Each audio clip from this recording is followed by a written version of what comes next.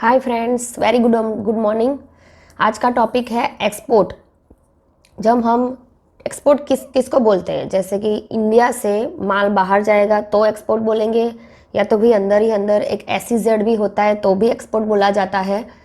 India की boundary जो है इंटरनेशनल बाउंड्री वो क्रॉस करता है तो भी एक्सपोर्ट जाता है। जैसे अंडमान निकोबार वहाँ पे जाएगा तो एक्सपोर्ट नहीं कहा जाएगा। उसी हिसाब से हम देखेंगे कि जब हमारा माल जब विद इन इंडिया हम सेल करते हैं तो GST हमने देख लिया, राइट।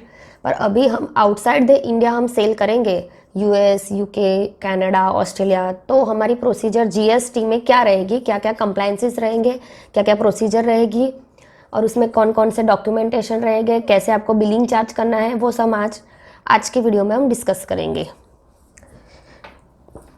अंडर जीएसटी में एक्सपोर्टर्स, जो भी बंदा मैन्युफैक्चर करके भी एक्सपोर्ट कर सकता है या तो मैन्युफैक्चर से लेके फिर ट्रेडिंग भी कर सकता है। ट्रेडिंग मीन्स वहाँ से मैन्युफैक्चर से ले वो बॉट करेगा, परचेस करेगा, फिर वहाँ से वो सेल करेगा आउटसाइड द इंडिया, वो भी एक्सपोर्टर कहा जा सकता है।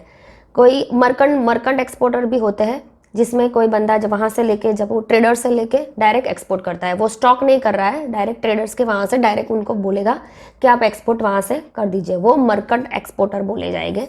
उस हिसाब से मैन्युफैक्चर, ट्रेडिंग, ये मर्केंट एक्सपोर्टर। सर्विस सेक्टर ऑल्सो भी वो एक्सपोर्ट कर सकते हैं, लाइक IT इंजीनियर है कोई जो वहाँ पे जाके सर्विस दे सकता है, कोई रिपेयर इक्विपमेंट करके आ रहा है तो वहाँ पे यहाँ से वो जो उसकी कंपनी या वो खुद जो बिल चार्ज करेगा, जो ऑस्ट्रेलिया की कंपनी को वो उन्होंने जो कंसल्टेंसी प्रोवाइड की गई है उसके रिगार्डिंग भी वो एक्सपोर्ट ही कंसिडर किया जाएगा, क्योंकि वो सर्विस पूरे आउटसाइड द इंडिया प्रोवाइड की गई है, राइट। तो उसके लिए गवर्नमेंट ने काफ़ी सारे बेनिफिट्स की गए हैं कि एक्सपोर्ट करेंगे तो to boost up the export in India काफ़ी सारे बेनिफिट्स हैं कि आपको एक्सपोर्ट करना है तो आपका जो नॉर्मल हमारा जो रेट है 18, 28, 5%, वो सब नहीं करना है। उसके लिए पूरा अलग से एक मैकेनिज्म है, वो हम आज डिस्कस करेंगे। जैसे कि गवर्नमेंट ने 2 ऑप्शंस दिए गए हैं।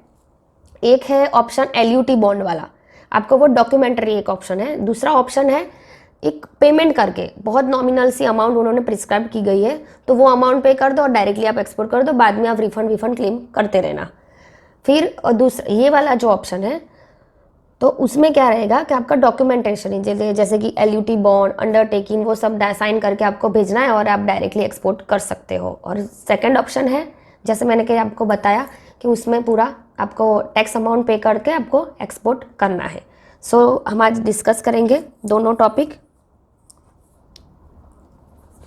ये फर्स्ट टॉपिक है जिसमें लिखा है export of the good without payment of GST, right.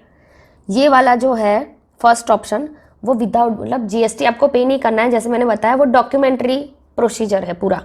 और दूसरा जो ऑप्शन है विथ पेमेंट ऑफ GST, उसमें आपको GST पेमेंट करके बाद में एक्सपोर्ट करना है। तो हम आप देखेंगे, फर्स्ट पॉइंट है डॉक्यूमेंट टू फर्निश, उसमें रहेगा आपको LUT बॉन्ड, एक बॉन्ड रहेगा, लेटर ऑफ अंडरटेकिंग रहेगी जिसका फॉर्मेट आपको मिल जाएगा। उससे आपको जुरिडिक्शन ऑफिसर जो रहेगा, जो GST ऑफिसर, RFD 11 में आपको बैंक गारंटी और अदर सपोर्टिंग एविडेंस के साथ उनको देना रहेगा। वो जब सैंक्शन हो जाएगा आपका बॉन्ड तो उसके हिसाब से आपको एक्सपोर्ट करना रहेगा। और ये वाले केस में आपको सिर्फ IGST पे करके, क्योंकि ऑफकोर्स आउटसाइड द इंडिया है तो आप IGST ही लगाएंगे ऑफकोर्स, क्योंकि आप स्टेट बाय स्टेट आप IGST लगाते हो तो बिफोर उसमें भी आपको IGST लगाना पड़ेगा, ठीक है। IGST टू बी चार्ज, ये वाले केस में कोई GST नहीं रहता है, ये वाले केस में आपको GST चार्ज करना रहेगा, राइट। ये रेट ऑफ GST इसमें नॉट एप्लीकेबल है, इसमें रहेगा 0.1%, जो बहुत ही नॉमिनल है। क्योंकि जो सपोज आपको ये LUT बॉन्ड ये वाली सब चीज़ें आपको नहीं करनी है तो आप डायरेक्टली आप सब 0.1% लगा के, सपोज 1 लाख आपका 1 लाख रुपीज़ वैल्यू का आप एक्सपोर्ट करते हो तो आपको भरना कितना आएगा, 100 रुपीज़, या so instead of doing all this formats and मतलब undertaking and all this formalities, you can do directly 0.10% और you can go for export, yes।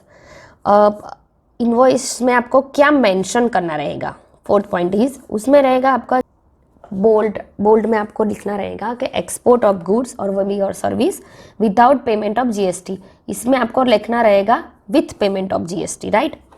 फिर सेकेंड स्लाइड है हमारा, उसमें हम डिस्कस करेंगे कि particular to be mention in invoice, वही जो ये रिपीट हो रहा है शायद पॉइंट।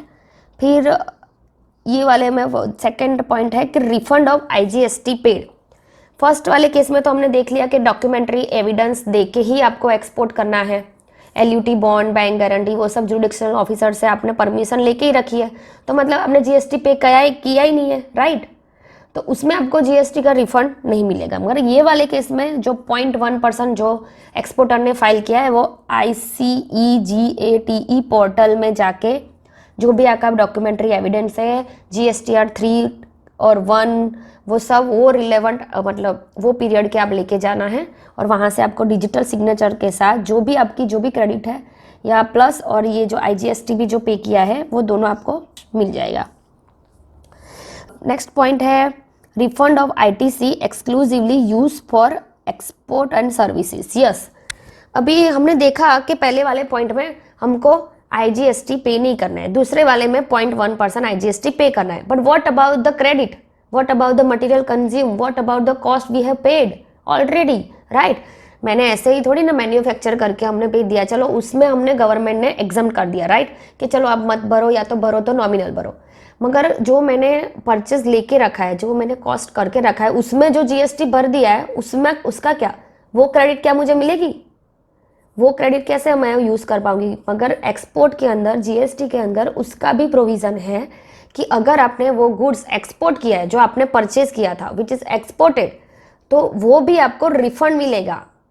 जो ITC आपने ऑलरेडी मतलब आपके अकाउंट में पड़ी गई है, जो आपने पे कर दिया है, उसका भी आपको फुल ITC मिलेगा। इस केस में भी आपको उतनी ITC मिलेगी जो अनयूटिलाइज मीन्स जो 0.1% फाइल करने के लिए आपकी थोड़ी बहुत तो यूटिलाइज हो ही गई होगी, तो उस हिसाब से जो अनयूटिलाइज जो बैलेंस रहेगी वो आपको ITC। सपोज मैंने जो बताया, जो 1 लाख का हमने एक्सपोर्ट किया, 100 रुपीज़ हमारा IGST लगा, राइट। तो वो शायद 1 लाख गुड्स मुझे बनाने में शायद मुझे 70-80,000 का खर्चा लगा होगा, राइट। तो उसमें जो मैंने GST पे किया है अराउंड 8,000 और 10,000, तो वो उसमें से वो 100 रुपीज़ माइनस हो जाएंगे, और जो बाकी की जो रहेगी, राइट, वो आपको रिफंड ये वाले केस में मिल जाएगी। रिफंड तो इसमें प्रोसीजर क्या रहेगी, रिफंड आपको सिर्फ ITC की रहेगी फर्स्ट वाले केस में, और सेकंड वाले केस में आपको IGST का भी रिफंड आप डायरेक्टली क्लेम कर सकते हो। ऐसा भी हो सकता है कि आपका जो गुड्स है, सपोज आपका जो गुड्स है उस पर GST नहीं लगा हो, नील रेटेड हो, या फिर वो सामने वाले बंदे के पास GST नहीं हो, पॉसिबल है, तो क्या करेंगे, तो IGST जितना पे किया है 100 रुपीज़ वो भी आप बाद में क्लेम कर सकते हो, या तो फिर IGST एंड ITC बोथ भी क्लेम कर सकते हो, या ये अनयूटिलाइज भी क्लेम कर सकते हो। 3 पॉइंट रहेंगे, और ये जो भी हमको जो एक्सपोर्ट में जो रिफंड की प्रोसीजर है वो हम नेक्स्ट पॉइंट पे डिस्कस करेंगे।